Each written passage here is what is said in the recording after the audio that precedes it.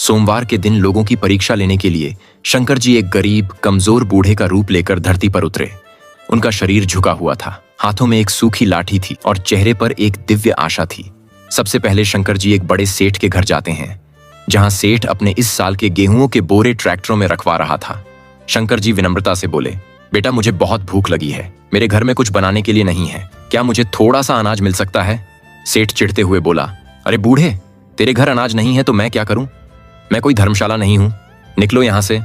और उसने नौकरों से कहकर शंकर जी को घर से बाहर निकलवा दिया। शंकर जी चुपचाप शांत भाव से आगे बढ़ गए। फिर शंकर जी एक बहुत बड़ी अनाज की दुकान में जाते हैं, जहां लोगों की बहुत भीड़ लगी रहती है और दुकान में बहुत सारा गेहूं और अनाज होता है। शंकर जी हाथ जोड़कर बोले, बेटा मेरा पेट बहुत दर्द कर रहा है, क्या मुझे कुछ खाने के लिए मिल सकता है?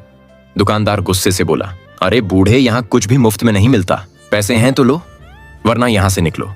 और उसने शंकर जी का हाथ पकड़कर उन्हें दुकान से बाहर निकाल दिया। शंकर जी मुस्कुराते हुए आगे बढ़ जाते हैं। अंत में शंकर जी एक टूटी हुई झोपड़ी के पास जाते हैं, जहां एक दर्जी पूरे दिन सिर्फ कपड़े सिलता रहता था, फिर भी उसके पास सिर्फ एक वक्त का ही खाना रहता था। शंकर जी ने धीरे से कहा, बेटा मैं कई दिनों से भूखा हूं, क्या मुझे कुछ खाने के लिए मिल सकता है? दर्जी ने बिना सोचे अपना एक वक्त का खाना शंकर जी को दे दिया और बोला, बाबा आप आराम से खाइए और कुछ देर मेरी झोपड़ी में आराम भी कर लीजिए। इतना सुनते ही शंकर जी अपने दिव्य रूप में प्रकट हो जाते हैं। शंकर जी दर्जी की झोपड़ी को एक सुंदर पक्के मकान में बदल देते हैं और उसका घर बहुत सारे अनाज से भर देते हैं। लेकिन अब तो फिर भी किसी ने शंकर जी के लिए लाइक और सब्सक्राइब नहीं किया।